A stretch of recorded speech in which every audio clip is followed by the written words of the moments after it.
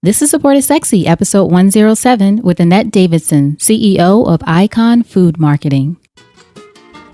Welcome to the Support is Sexy podcast. I'm your host, Elayne Fluker, entrepreneur, author, producer, and founder of Chic Rebellion Media. 5 days a week, Monday through Friday, I talk to women entrepreneurs who share their journeys and the true stories of their wins and their lessons, and give you insight and inspiration to take your business and your life to the next level. Here we go.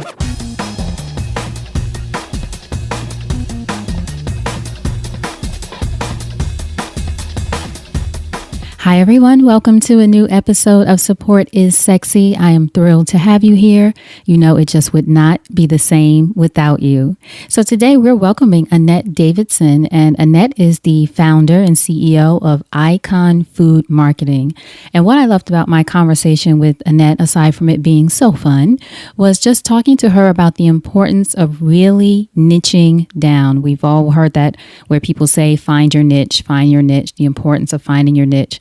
Well, Annette talks about that, but she also talks about how she did it and really goes into her particular company and how she found a niche within a niche. And her company is, as I mentioned, a food marketing company working with a particular area, a particular type of food. And she goes into more detail about that. But really, I hope you take away from this, among many other things, is how to really focus in on what is going to be your niche or your specialty and the ways that you can offer that to your clients. I'll tell you that's something that I am beginning to even focus more and more tightly on. I love serving women. I love serving women entrepreneurs, but getting even more focused in what I'm hoping to create and what I'm hoping to help you all create. So some of the things that Annette talks about in this episode are how to not take no for a final answer, why you may have to experiment with different businesses to discover your niche. We've all been through that. Most of us have, at least. The importance of discovering your niche, why you have to do your research and find your point of differentiation, how to determine your ideal clients, which I think is very important. We all try to serve everyone, but who is your really ideal client? The importance of quote unquote small bites when it comes to distributing your product, some of the big mistakes that food product makers make, why you and your clients need to be clear on the brand story. So each client should have a brand story, and you as a brand should have your own brand story. And why you have to hang in there, because sometimes things, clients, opportunities come back around when you least expect it. So be prepared for whenever that opportunity comes back around. So I know you're going to enjoy this episode full of great information, advice, and of course, the experiences of Annette as she built her business. She mentions a great list of books, business books, and biographies. So I have links to all of those in her show notes. Go to supportissexypodcast.com, search Annette, Annette, and you'll be able to see all of that there, as well as the brands that she's currently working with and links to how to get in touch with her. Also, if you're a new listener or you're a longtime listener, thank you for being here, and be sure to go to supportissexypodcast.com, subscribe to the podcast so you don't miss an episode. I want you to get all of the great information that we share and you don't miss anything. All right, so thanks so much for being here. Without further ado, Annette Davison. So Annette, thank you so much for joining us for an episode of Support is Sexy. I'm excited to have you here. Thank you for having me. It's my pleasure. Of course. So first question I ask everyone, when did you first fall in love with entrepreneurship? The first time I fell in love with entrepreneurship, I think I was about 13, 14.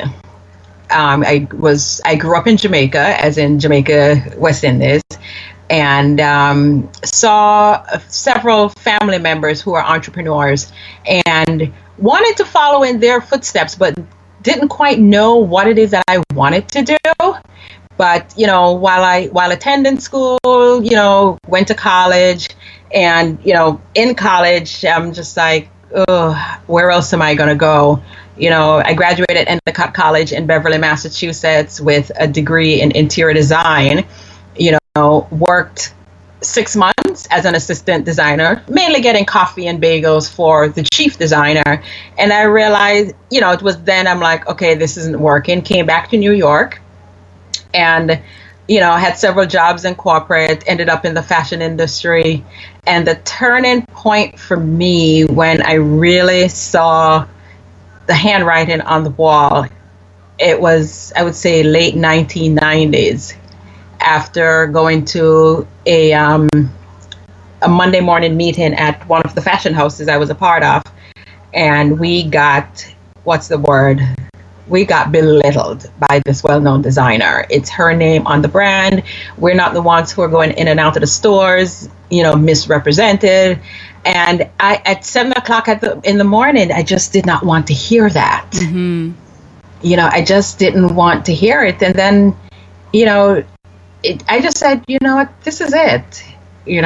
Had a bad experience with the department I was in, wherein we decided to part ways amicably, and that was in March 2001, and that's when I realized, I woke up one morning going, oh no, I no longer have the comfort of a job. Right. And I just dove right into it. Woke up the Monday morning going, how am I going to pay my bills? Didn't have a plan. Mm-hmm. Did not have a plan, did not have a business plan, did not have anything. And it was on faith that I said, I'm going to step out and I'm going to do this. And, that's 2001 until now, and I'm still pushing. Wow. Still pushing. So since 2001, you've been an entrepreneur and working for yourself? Full time, yes. Full time. Wow, that's amazing. Now, who were you? What was a young Annette like growing up in Jamaica? Oh, dear. Very feisty. Very opinionated, still opinionated, headstrong, determined. I've never, growing up in Jamaica, I didn't know about Malcolm X. I think he was Malcolm X that says, by any means necessary. Mm-hmm. And that was my motto as a young girl growing up in Jamaica, by any means necessary. And then when I came to the U.S. and got more, learned more about how African Americans were raised, the different cultures, the different key people in African Americans' history, then I came across, I was taught actually, Malcolm X, by any means necessary. And that somewhat have been my mantra, by any means necessary, I'm going to get it done. Right. Now, what age were you when you came to the U.S.? I came to the U.S. when I was 16. Where would you say you've taken your greatest influence? Where have I taken it's a combination of both. In Jamaica, taking it from Jamaica and also here. Because in Jamaica, we are a people, when you look at our culture, we are a resilient people. We are, by any means necessary, we're going to get it done. Whenever I hear or read and they say Jamaica is the littlest biggest island, or is the biggest littlest island. The biggest littlest island, right. The biggest littlest island, where I'm like, yeah, that's us. Because when you look at the influence Jamaica has had on the world, and it's 2.8 million people versus the rest of the world, and you're going, really? There's Bob Marley, there's Usain Bolt, there's Shelley and Fraser Price, all powerhouses out of Jamaica. Our cuisine, ackee, saltfish, oxtail, curry goat, jerk chicken, jerk pork. And when you look at that, a little speck on the map that has this humongous influence on the rest of the world. Nice. Now, how do you think who you were as a little girl and your influences played into you as an entrepreneur today? Especially, I didn't realize you started as an entrepreneur in 2001. That's a while. So how do you think who you are or who you were played into how you are an entrepreneur today? How that's played into me being an entrepreneur now, it's the being headstrong, not taking no. There are times when I have taken no for the answer, but it wasn't the ultimate no. It wasn't the ultimate no. I didn't stop there. I just kept pushing. As they say, no is just a part of the journey, not the end of the journey, right? Yeah. No, it's just a part of the journey, not the end. Now, in 2001, when you started your business after you left the company, was it your current business, Icon Food Marketing, or was it another kind of business? It was another kind of business. what was that? Oh my gosh. It was marketing and PR for independent music artists. But my focus back then was more on the gospel industry. Mm-hmm. I was a part of a label called Savoy Malico that had LaShawn Pace, Reverend Timothy Wright, dearly departed, and a few others, but I mainly worked on LaShawn Pace's God is Faithful album. And, it was an experience because I've done music, but never so close. And the gospel music industry was a whole different ballgame, whole different feel coming from fashion. Right. Now, sorry, go ahead. Go ahead. And I was going to say, so how did you make that transition was it just kind of finding what was available at that time and where you could use your skills to sort of get your business started off the ground? Actually, it was a really good friend of mine by the name of Kendall Monroe. Kendall was Donna McClurkin's booking agent, booking manager way back then. And she introduced me to the executive director, Reverend Bigham, at the time. And he said, sure, come on board. I went on board. And he gave me the opportunity to really learn the gospel music industry. And being impatient, which is another downside to me, I didn't hang around long enough to really know what made the gospel music industry tick. And after I left there, that's when I started really, okay, I need a business plan. Mm-hmm. I got serious. I need a business plan. Let's get it out there. Let's get this thing going. And when I left, I had a few independent artists that I started working with. And after that, 9/11 happened, reality kicked in again. And I had to, what's the word? I had to shift focus. And then from there, I went into event management. Just went event management, had a gig that started out as a temporary gig with the New York Roadrunners Club. Mm-hmm. That, I was supposed to be there for 2 weeks. That ended up to be almost 3 years. Wow. Working on the raced events. So after that, after the gospel music industry, it was right into event management, wherein almost every weekend, there was a race that Roadrunners was putting on or running. And I got into the event side of it. And then from Roadrunners, I said, okay, time has come for me to really move on again. Because that patience part of me is just like, ooh, not. Right, that part of you that just knew this isn't it. This isn't it, and it was that a ways to a mean or a ways to an end? I needed the money, so why not? But while I was at Roadrunners, I was still building out my business. And then after Roadrunners, I really got into the business really full time, taking on marketing consultant projects. I worked on I'm trying to remember the year, worked on the Cricket World Cup that was held in the Caribbean. I was on one of their logistics team that went from the different islands in the Caribbean to making sure that everything logistically was set and in place for when that leg of the game came to that island. And I said, okay, this is working. Then that was events. Then I started going into the wedding side of it, planning weddings. And I went into the meeting planning side of it and did pretty well up until 2008. And we all know what happened in 2008. The bubble just went, right. The bubble popped and I was left going, where do I go? What do I do now? I was introduced to a young lady who had a food marketing company. And she was the one who taught me about niche marketing, finding your niche. And I think I Googled, I looked up, I researched as much as I could on finding your niche. And I'm just like, this really has to happen. This has to work this time around. What made that, what let you know that was important for you to do other than her giving you some information about niche marketing, which we all hear so much about? How did you know that was a thing that you needed to focus on? Because I heard it one too many times. I was attending these workshops, these small business workshops.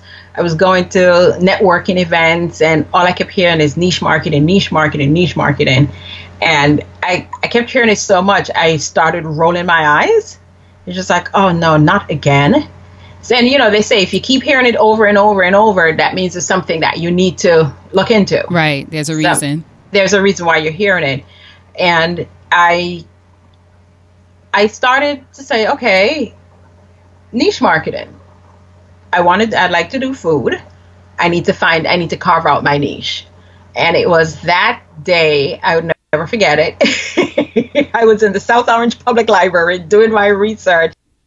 That's when Icon Food Marketing was born in 2000. Actually, it was 2000. Yeah, 2008. No, 2009. Icon Food Marketing was born. And it took me another 2 years to really, here's this food marketing business. What's my niche? Mm-hmm. How many years later I'm asking myself, what's your niche?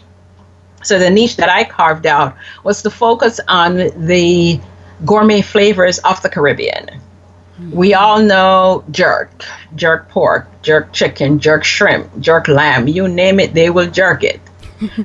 But jerk tofu, I've seen it all. Jerk veggies. Oh yeah, I've seen, cauliflower, broccoli, asparagus all mixed up on a tray, put in the oven, jerk season sprinkled on it, or, tossed into it, put it in the oven for, 25 minutes, take it back out, you have your jerk veggies.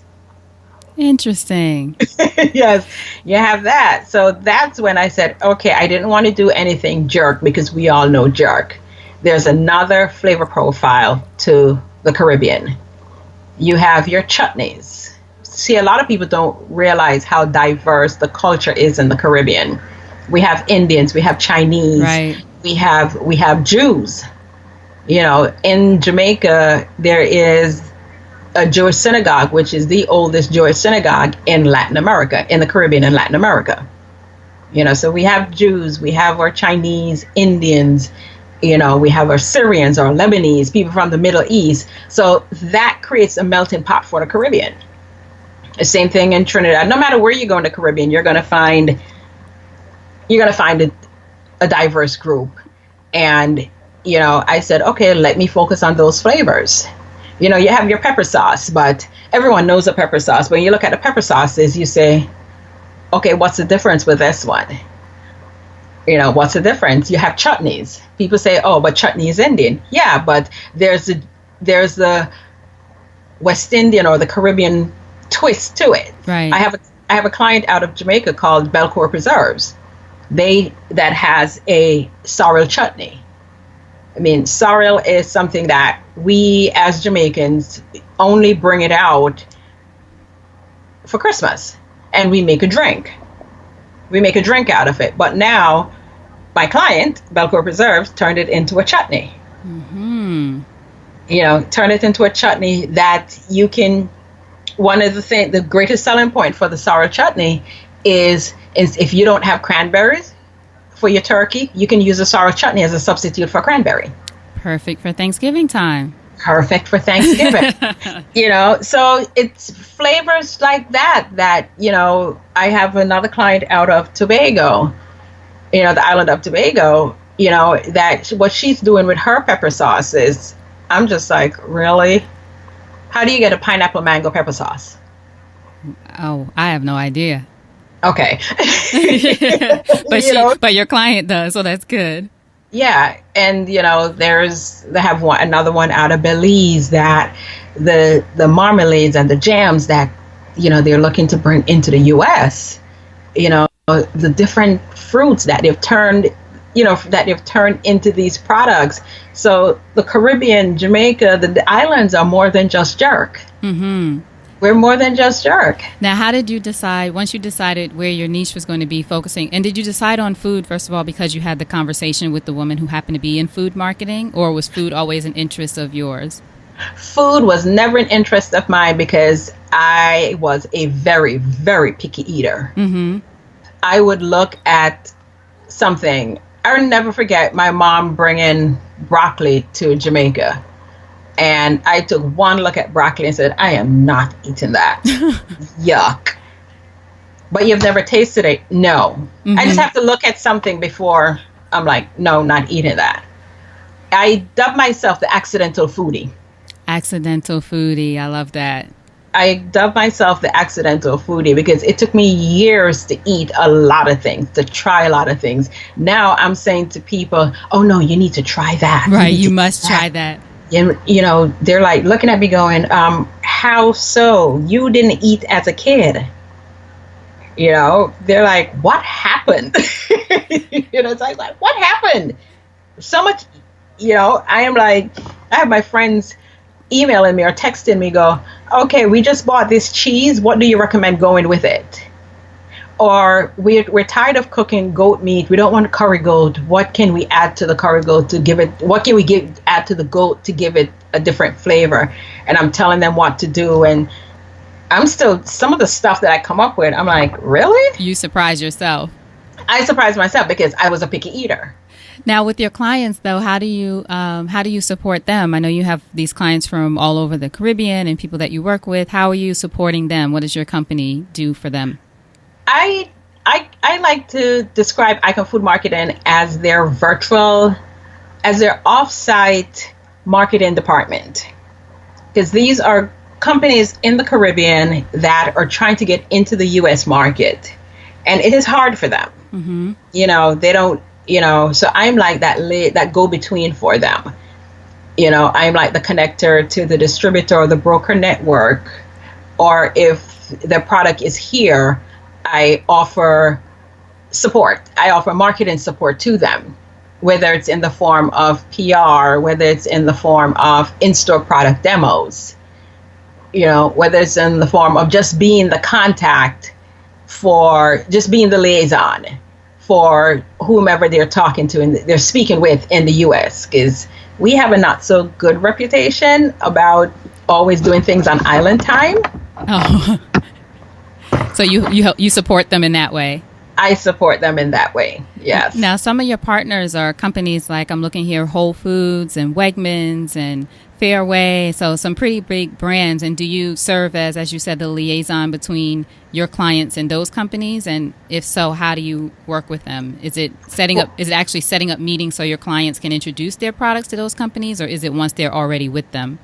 If for our retail partners, such as a Whole Foods, a Fairway, a Wegmans, etc., the support is twofold. The support part one is if the product is not in the store, we will, my team and I will present the products to them for consideration to carry. So that's one side. And then this other side that Icon work with those retail partners is through the in-store product demos. Right now we're in Q4, it's holiday season time. It's major push for every single product that's in the store. So I have a demo team, and we will partner with, either retailer that has a vendor who would like a demo support.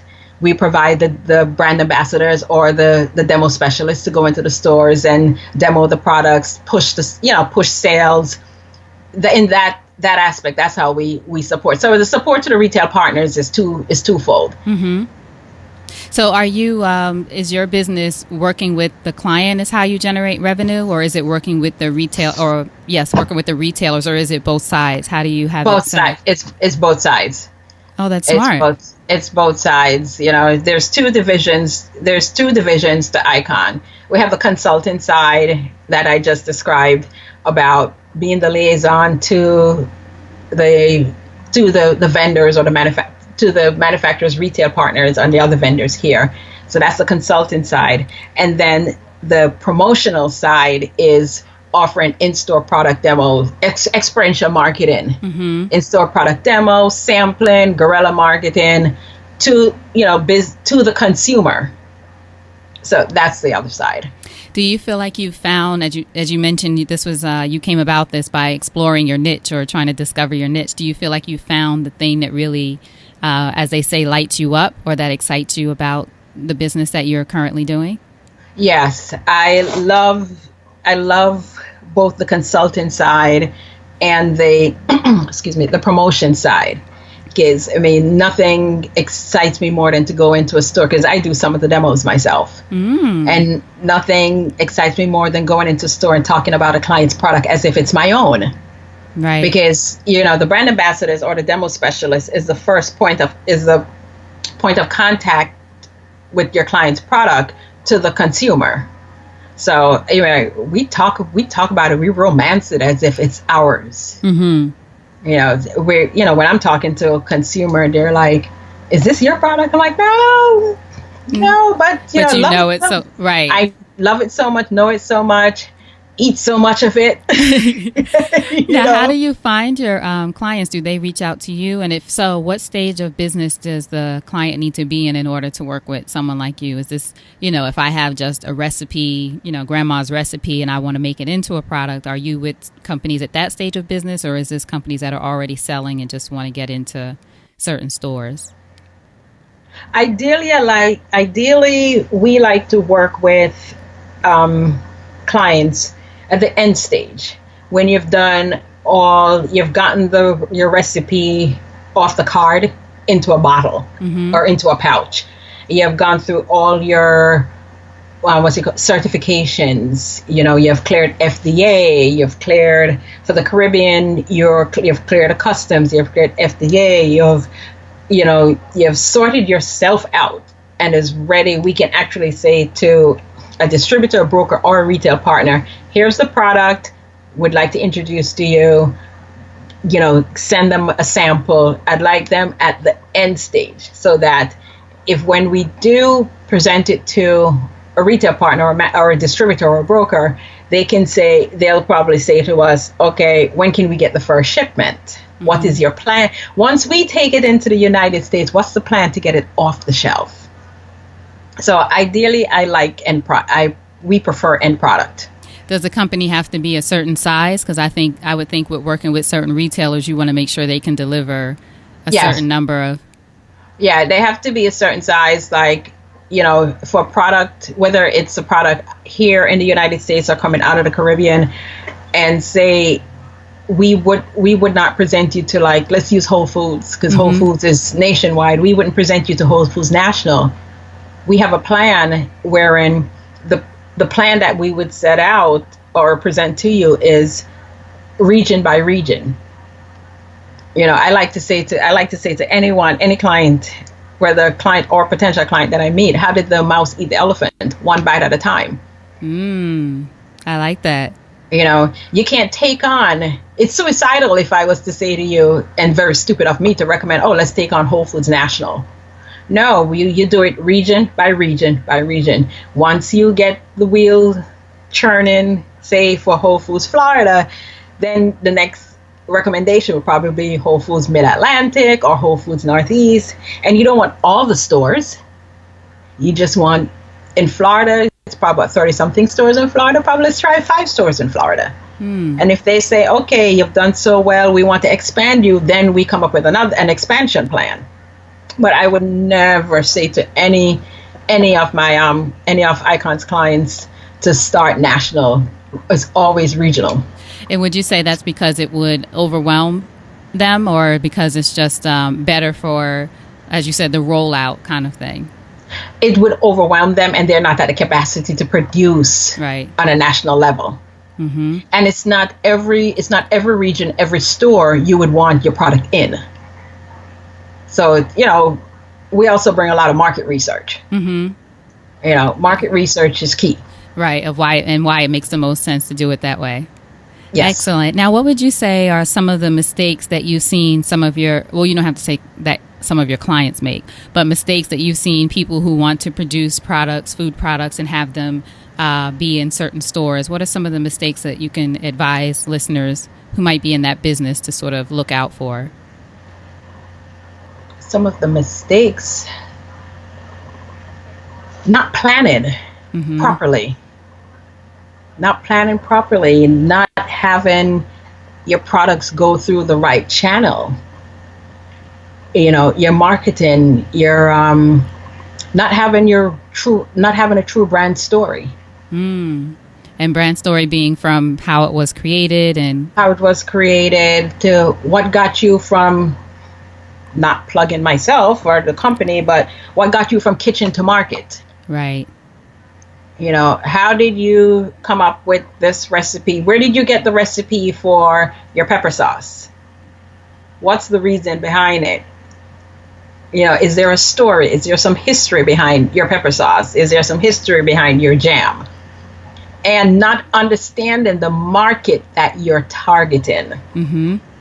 Because I have come across a lot of my Caribbean food manufacturers, food developers who have no clue about the market they're trying to get into.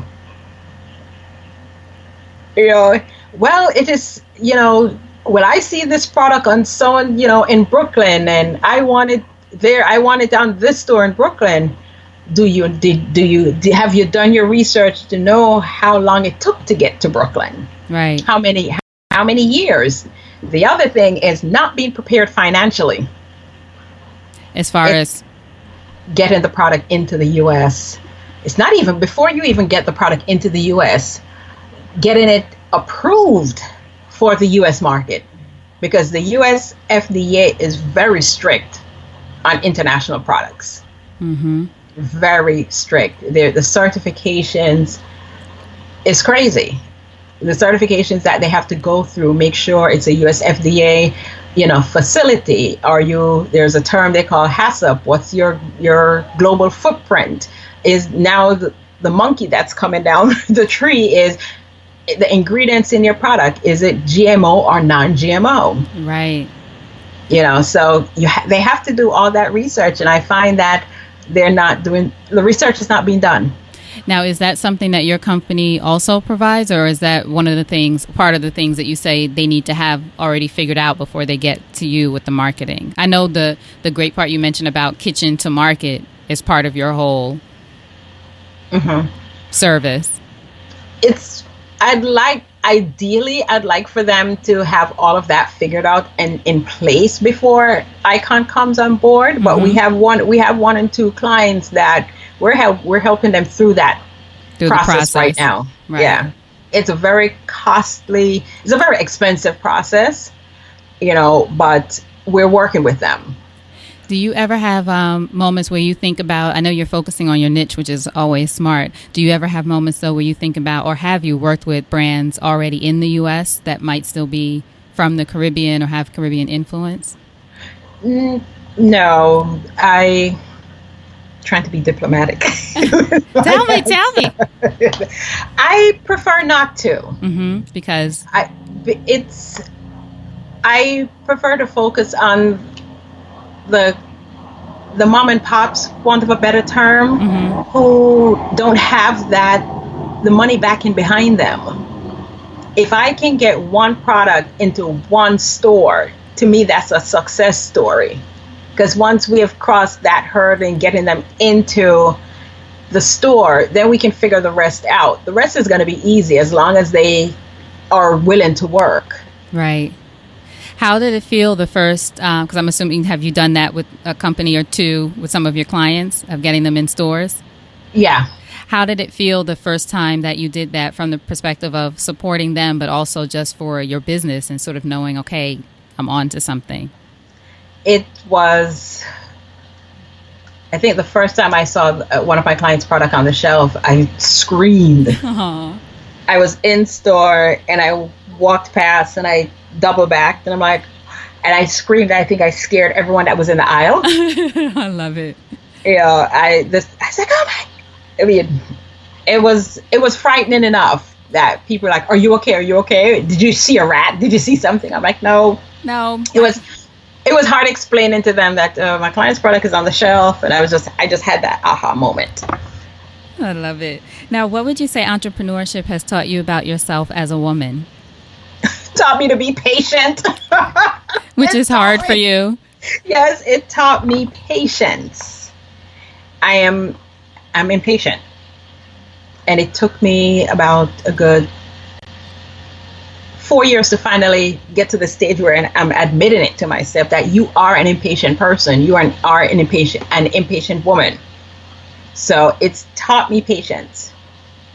It took a long time. I'm still work in progress, but there are times when I'll go into an anxiety, anxiety will come over me and I'll be like, no, girl, back it down, take it down.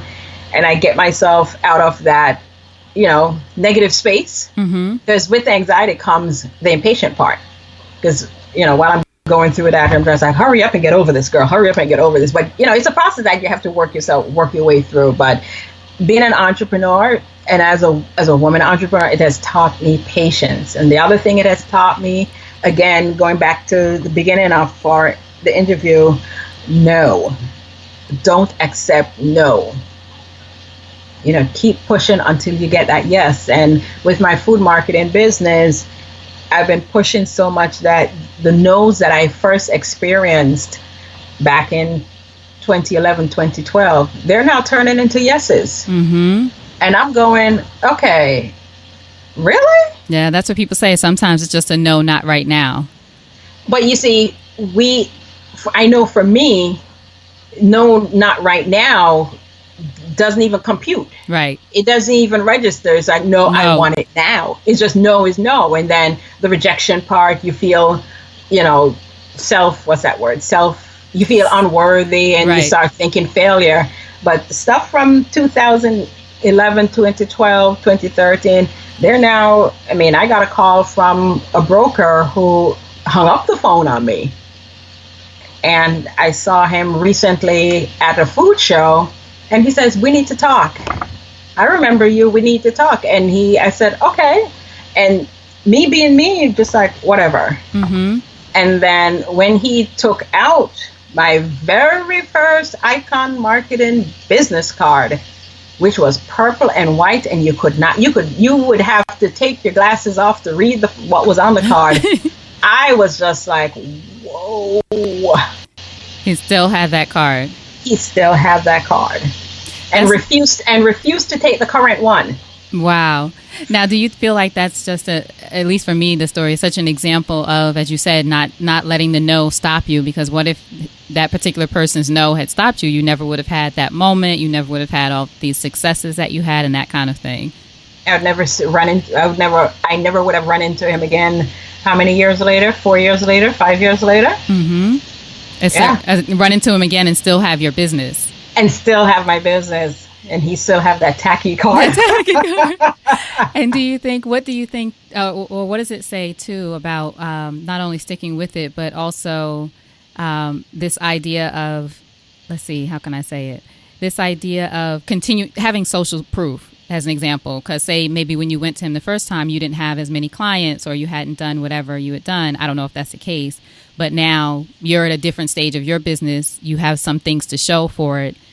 And this person might be interested because of that, or was it something else, just timing? Actually, he was very blunt with me. And he said to me, we sat down at the show this past June, and he said, I'm going to tell you the reason why I told you no. And don't be offended. I said, okay. Why did you tell me no? He said, you weren't ready. You have a good idea, but you weren't ready. And I said to him, yes, I was. He said, no, you're not. Now you're ready because look at your portfolio. Right. That's good, though. I will say, and I'm glad he said don't be offended, but I will say when people like that do give you feedback on that, because sometimes you never get to find out why that person said no. Even if you weren't. Yeah, even if you disagree with the assessment, it's sort of like, okay, well, that's what you thought at that time. I get it. And now I do have so is that someone that you work with now? Where he's Q1 2017. I sent him my client. I sent him a nice package with our clients' products, along with their line sheets and whatnot. And he says, let's talk in January. Excellent. He's just like, he says, sweetheart, and it drives me nuts, but I'm now learning to accept when he calls me sweetheart. It's not derogatory. He said, sweetheart, no one in the food industry speaks business in Q4. He says, let's talk Q1. At least it's on the calendar. Yes. Excellent. Good for you. Now, what does your support network look like? My support network is my mom, who is my biggest cheerleader. Then my sisters, who I have one of my sister on my advisory board. Poor lady. Poor lady. Because she has heard it and seen it all when it comes to the business. But she offers her advice. She keeps me sane, saner than my mom would. I have my really good friend, Kendall Monroe, who I bounce ideas off. I have a pretty solid, and a few of my sisterpreneurs that we try to speak at least once a week. Mm-hmm. And we're always bouncing ideas off each other. What do you think of this? Right now, my friend, my sister friend, or sisterpreneur, I should say, Lisa McGaney, who is owner of Paper Dreams LLC, which is a wedding stationery company. We've been on this challenge with each other, motivating each other. So I am now listening to motivational speakers like never before. Mm-hmm. And I'm on this Les Brown roller coaster. So I think it's like almost every Les Brown video that I can find on YouTube. And once I've listened to it, I'm sharing it with her. Mm-hmm. So that's one of the ways that we keep motivating each other. I have another friend, Keisha, who's in Florida. And Keisha will send me quotes. I will send Keisha quotes. Keisha will, share a song, an inspirational song or something inspirational on YouTube mm-hmm. that she's fine. And we share that stuff amongst each other. If I'm reading a book, like I'm reading a book by Richard Branson right now about the Virgin Way. Mm-hmm. Yes, I read that. Yeah. And I'm like, y'all need to read this, along with another book called Virtual Freedom about building your virtual team. That one I haven't heard of. I'm going to research that. I'll make sure I link to it so people can find it. Yeah, Virtual Freedom, this guy really gives you the step-by-step, ball-by-ball, how to build a virtual team. He's like, you can't do it all. Mm-hmm. Another book that I've ordered and have read, I think, I'm onto my 6th copy now, is Path Redefined by Lauren Mallion. Oh, yes. Lauren is a friend. So brilliant.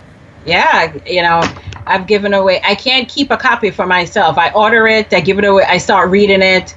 Halfway through, I'm giving it away as a gift. Then I'm ordering it again. Oh, that's wonderful. I have to let her know. That's great. Lauren was a guest on the show, and she's just so smart. Yeah, I can't keep her book in my library. So, it's like whatever I'm reading, if I benefit from the books, I'm passing it on. Another book, too, and this is an oldie but goodie. It's Mary Kay Ash from Mary Kay Cosmetics. It's Mary Kay's bio. I've never read that. Oh, she started, if you read the book and saw how Mary Kay Cosmetics started and what she went through just to start the Mary Kay Cosmetic business. Mm-hmm. Hey, one of her affirmations, if it's to be, it's up to me. That's my affirmation. If it's to be, it's up to me, because no one is going to give me anything. I have to work for everything. Right. And that's something that I try to share with my network. Yeah, that's great. I love sharing books. Thank you for that. I'm going to put a list and everything so everyone could find them. But I think, too, biographies, people don't realize a lot of entrepreneurs do, I think, but they're so rich of information when you're just reading someone's story of how they, like Richard Branson and Mary Kay mm-hmm. and all these other books, of how they went through their journey and became whoever they are. Mm-hmm. Yep. Excellent. And if they can do it, why can't I? Right. Richard Branson will tell you that he doesn't have a college education. Mm-hmm. And look at the Virgin brand. Right. Look at the Virgin brand. I'm amazed when I'm simply amazed. Mm-hmm. Mary Kay, look at where she started. I think she started $2,000? Barely $2,000. And went from door to door and got doors slammed in her face, and look at the impact that she's making in women's life right now. Right. And then you look at Barbara Corcoran, who I think started with $1,000 loan, and then she was a waitress. Yeah, exactly. Yeah. When you look at that, I even draw on my mother. She's famous to me because she's my mom. Mm-hmm. She migrated here from Jamaica and brought all 5 daughters up, you know, all of us are college educated, and she put us through college on a housekeeper's salary. That's you beautiful. know,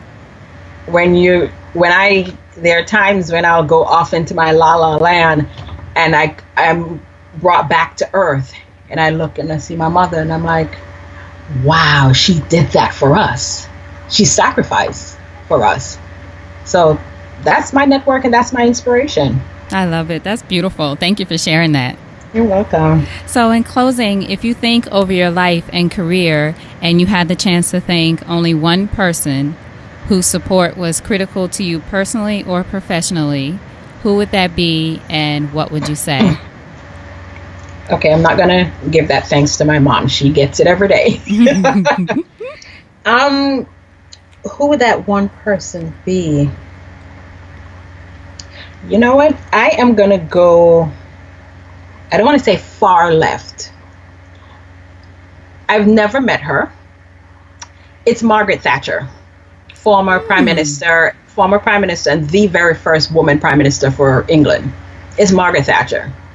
Because she broke the mold of getting into the old boys network.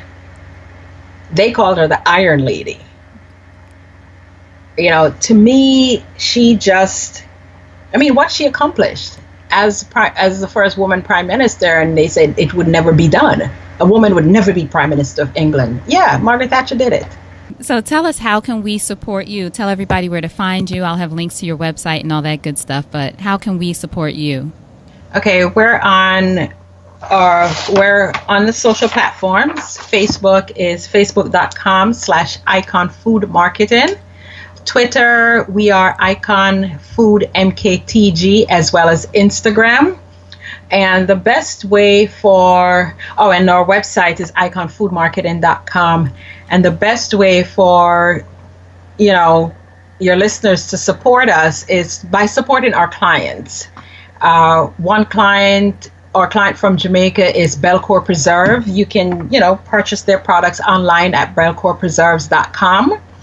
It's authentic, all natural, gourmet line of Jamaican products. You have chutneys, you have pepper sauces, and you have what we call the sweet and savory line of products. There's guava preserve, sorrel chutney, a 5-fruit marmalade. Support them by ordering their products. Then our other client is Tobago Pepper Sauce. It's tobagopeppersauce.com. She's also on Facebook. The next client is the Spice Monger, actually, who is going to be running a flash sale. So once we have the information and the promo code up, we will share it with everyone, all our followers, share it within our network. It's a flash sale. The Spice Monger is a line of organic line of spices out of India. You have your cardamoms, your black pepper, your white pepper. You have cinnamon, ginger. It's really high quality line of spices coming out of India. So I'm not only in the Caribbean. Icon Food Market is now, I would say, worldwide, because now we have a client out of India. I love it. That's fantastic. And are the clients also listed on your website? Or we go We're in the process of updating. Okay. And if the listeners check back periodically, they'll see the updates of the new clients. Okay. Sounds perfect. Thank you so much. I so appreciate you. You've been fantastic, especially considering our technical difficulties, but we worked it out. Yes. You know what? No is not an option. No is not an option. No, that's right.